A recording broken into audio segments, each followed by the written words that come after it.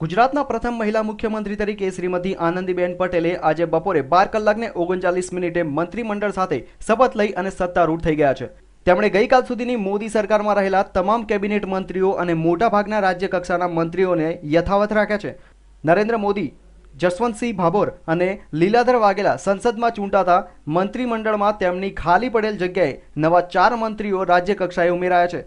રાજ્ય કક્ષાના 3 મંત્રીઓ પુરુષોત્તમભાઈ સોલંકી, કચ્છના વાસણભાઈ આહિર અને બનાસકાંઠાના પરબતભાઈ પટેલની બાદબાકી કરી નાખવામાં આવી છે।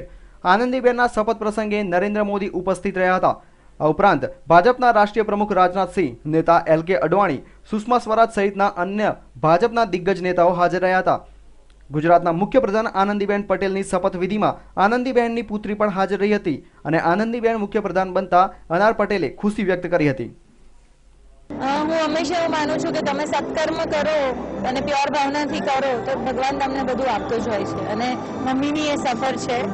ખૂબ હાર્ડવર્ક, સોલિડ ફોકસ અને બધી પ્રજા માટે એટલે ગરીબ લોકો અને બાળકો માટેનો એનો પ્રેમ કદાચ અહીંયા સુધી એને પહોંચાડી છે। હું એવું માનું છું કે નરેન્દ્રભાઈએ મહિલાઓને ઘણું બધું આપ્યું છે, જે સિક્યોરિટી આપી છે કદાચ આનાથી વધારે મહિલાને શું હોઈ શકે, પણ મમ્મીને હું ઓળખું છું ત્યાં સુધી મહિલાઓના જે નાના નાના પ્રશ્નો છે, ડોમેસ્ટિક વાયોલન્સ હોઈ શકે કે પછી યુનિવર્સિટી હોઈ શકે કે મે બી સ્પેશિયલ એજ્યુકેશન પ્રોગ્રામ હોઈ શકે, હું માનું છું કે મમ્મી કદાચ એ બધા પર વધારે ફોકસ કરશે, બાળકો ઉપર।